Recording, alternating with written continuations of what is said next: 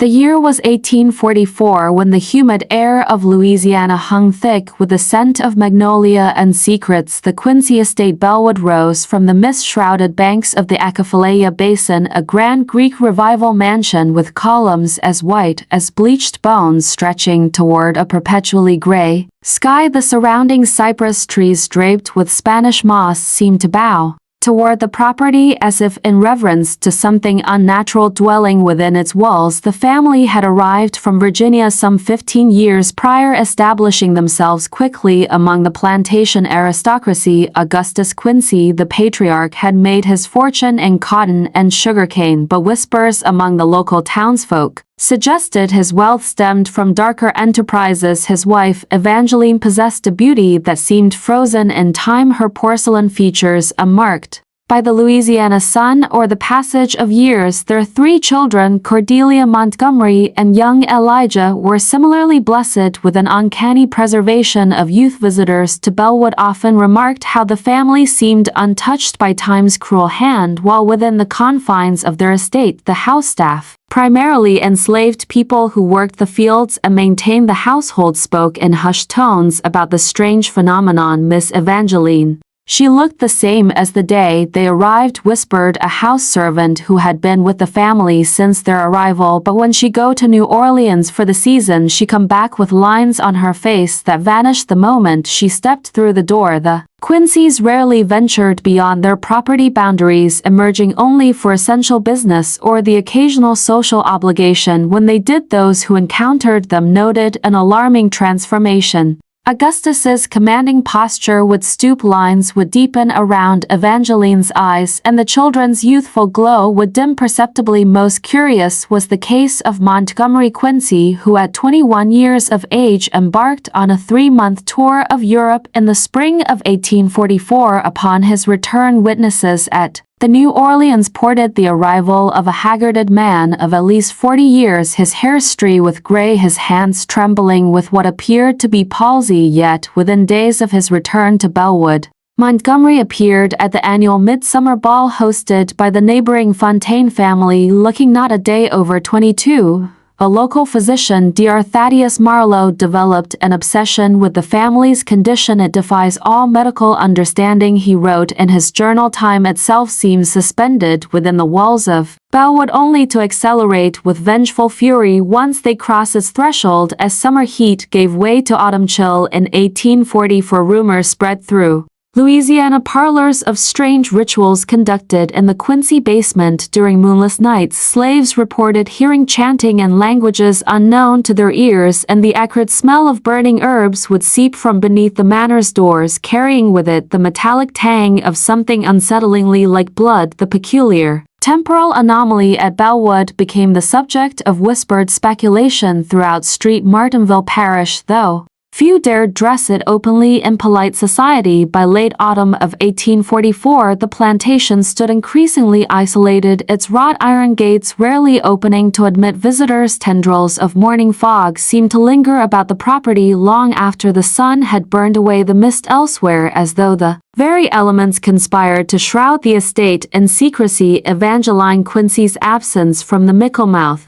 service at St. Augustine's Episcopal Church caused particular consternation among the parish ladies. When she finally appeared at the harvest cotillion in November, gasps rippled through the assembled gentry. Though she had been away from Bellwood only 3 days, attending to her ailing sister in Baton Rouge, Evangeline's transformation was shocking. Her luminous complexion had turned sallow, fine lines bracketed her mouth, and a pronounced stoop curved her normally elegant posture. She aged a decade in mere days, wrote Constance Du Bois in correspondence to her cousin in Charleston. Yet by Christmas, when the Quinceys hosted their annual soiree, she appeared as youthful as a new bride, her skin bearing the translucent quality of alabaster kissed by candlelight. Most disturbing were the accounts of the Quincy children's tutors who rarely lasted beyond a single season. Ms. Lauren, a mathematics instructor from Paris, documented his observations in a journal later discovered among his abandoned possessions. He described young Elijah, allegedly 12 summers old, discussing the intricacies of Revolutionary War strategies with the intimate knowledge of one who had witnessed the events firsthand. The child speaks of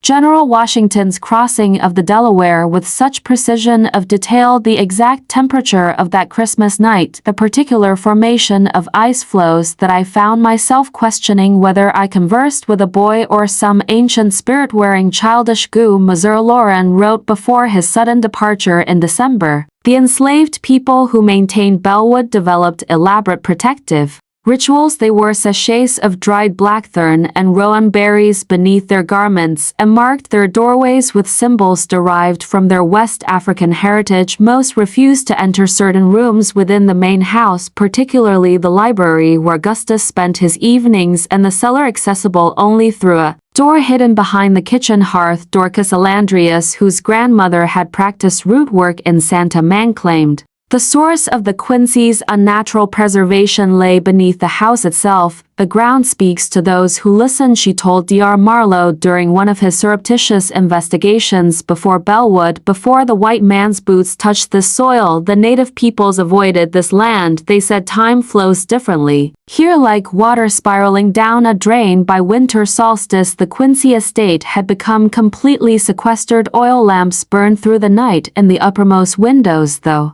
no silhouettes could be discerned from the road. The household's provisions arrived via a succession of carriages from New Orleans. Their drivers generously compensated for discretion. Most troubling were the reports from neighboring plantations of strange atonal music drifting across the fields on windless nights, accompanied by what sounded like the weeping of countless voices suspended between one moment and the next. The enigma of Bellwood drew Dr. Thaddeus Marlowe deeper into his investigation as January's bitter chill descended upon Louisiana. A gaunt man of 45 with deep-set eyes and prematurely silver hair, Marlowe had trained at Philadelphia's prestigious Jefferson Medical College before settling in this backward parish. His intellectual curiosity burned far brighter than his modest medical practice required, making the Quincy phenomenon irresistible to his scientific mind. On a particularly frostbitten evening, Marlowe found himself in the study of Father Sebastian Gautier, the elderly Jesuit priest whose knowledge of local history predated American acquisition of the territory. Gautier's papery hands trembled as he unlocked an ancient cedar chest, extracting a leather portfolio tied with faded ribbon. These lands were not always called Bellwood, Father Gautier murmured, his Acadian accent thickening with each word. The Kadimaka people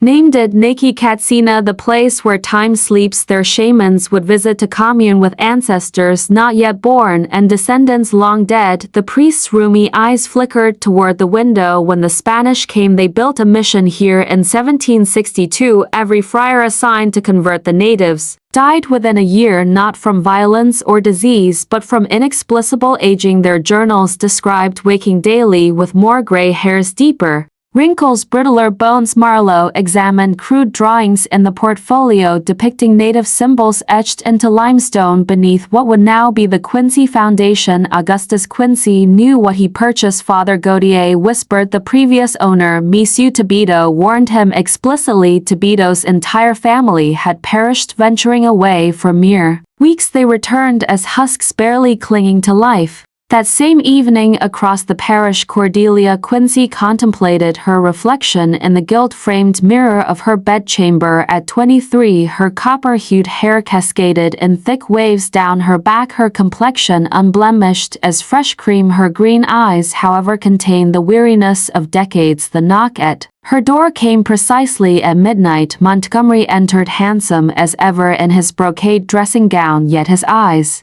matched the ancient quality of his sister's. Father insists we attend the governor's ball in New Orleans, he said without preamble. 6 days away from Bellwood. Cordelia's gloved hand fluttered to her throat. 6 days will return resembling our own parents. Surely he cannot expect he's discovered something new in The seller texts Montgomery interrupted a method to slow the acceleration were to consume this tincture thrice daily. While away, he produced a crystal match the ancient quality of his sisters. All of us, including young Elijah Cordelia, palled visibly at 13. Elijah had never participated in the ritual that sustained Bellwood's temporal sanctuary. The boy's cherubic face and innocent laughter belied his true nature. He alone among them had been born within the house's walls, had never experienced normal times. Flo, Elijah doesn't understand what we are, she protested. What this house demands. Montgomery's laugh held no mirth. None of us did, sister. When father brought us here from Virginia, none of us comprehended what bargain. H struck with forces older than this continent. He placed the vial on her dressing table. Choose, Cordelia, age like common mortals, or embrace our legacy. Outside, the moss-draped cypresses bent unnaturally toward the mansion, as though pulled by an invisible tide. Deep within Bellwood's foundations, something ancient stirred in anticipation. The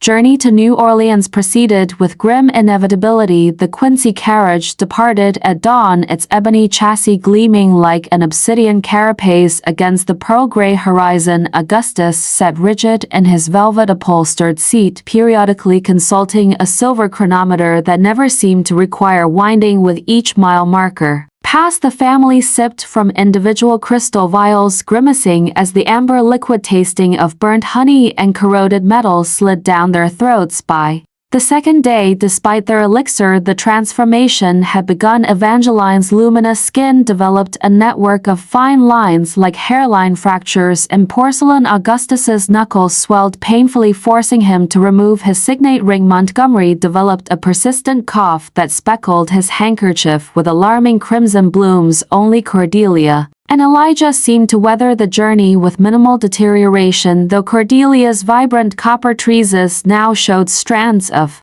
ashen gray at her temples. The children have always fared better, Evangeline observed one evening at a roadside inn, her voice carrying a new rasp. Perhaps their connection to the house is more symbiotic. Elijah, watching the exchange with unnervingly adult eyes, fingered a curious amulet hanging from a leather cord around his neck, a flat stone inscribed with markings identical to those in the drawings Dr. Marlowe had examined. The boy had never relinquished the talisman since his 8th birthday, when Augustus had presented it with unusual solemnity. The governor's ball proved a calculated humiliation, though still handsome by conventional standards. The once ethereal Quinceys now appeared merely mortal, prosperous planters of middle years with their attractive progeny. Society matrons who had envied Evangeline's ageless beauty now cast triumphant glances her way, whispering behind painted fans, "How satisfying to see that even the remarkable Mrs. Quincy cannot escape time's verdict forever," remarked the acid-tongued Mrs. Dalrymple to her circle. What these observers could not perceive was the vertiginous horror experienced by the Quinceys themselves, the sensation of decades compressing into days of mortality, crushing down upon them like the weight of lime upon a coffin lid. Each member of the family endured this temporal vertigo differently. Augustus grew taciturn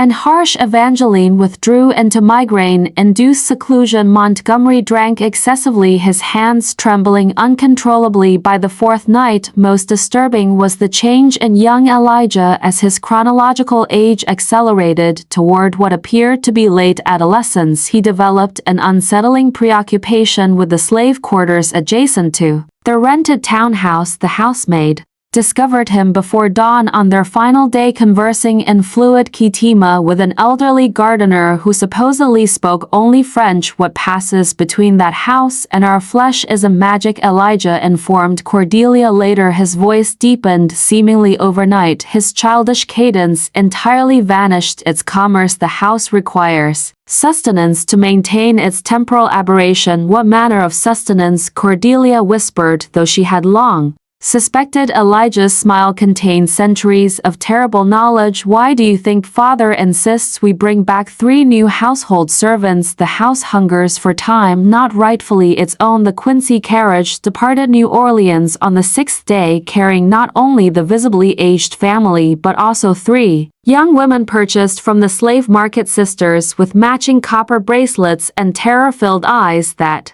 darted continuously toward the strange boy who watched them with ancient patient hunger. Dr. Marlowe's journal entries from that February revealed a man descending into obsession. His normally meticulous handwriting deteriorated into frantic scrawls as he documented the Quinceys' return to Bellwood. February 12, 1844 observed the family's carriage passing through town at dusk. Augustus appeared at least 60 years of age, though he cannot be more than 5 and 40. More disturbing still was young Elijah, who a mere weeks away has transformed from child to youth.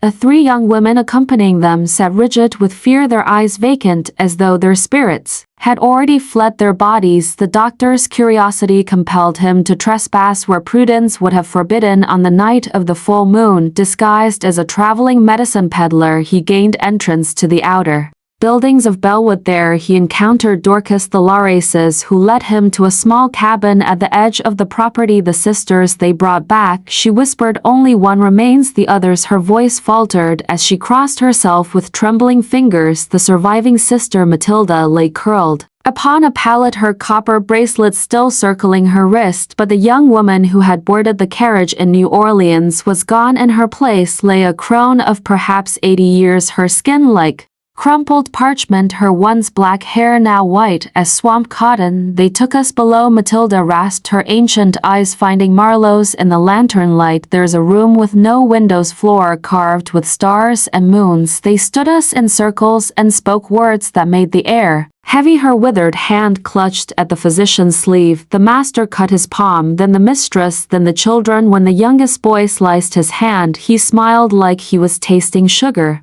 That blood, it didn't fall, it floated. Doctor, floated up like smoke. She described how candles extinguished without human intervention, how the stone floor throbbed beneath their bare feet, and how the oldest sister collapsed first, her youth visibly draining away as Augustus Quincy straightened his wrinkles, smoothing before their eyes. The second night they took my middle sister, Matilda continued. I was to be third, but something went wrong. The young master, Montgomery, he started screaming about balance and cost, said the house was taking too much. That's when they brought me here instead. Dr. Marlowe documented a curious phenomenon. Matilda's accelerated aging slowed considerably once removed from the main house, yet showed no signs of reversal. More alarming was his discovery that the Denis line in his journal had somehow altered what he believed to be a Today investigation. Had consumed 2 weeks, though his pocket watch indicated only 48 hours had passed. Father Gautier, upon reviewing Marlowe's findings, produced a faded map from the Spanish colonial archives. Bellwood sits precisely at the convergence of what the Kitimuka called sleeping rivers of time. He explained their legends speak of how these rivers occasionally reverse their flow. When this happens, those caught in the current might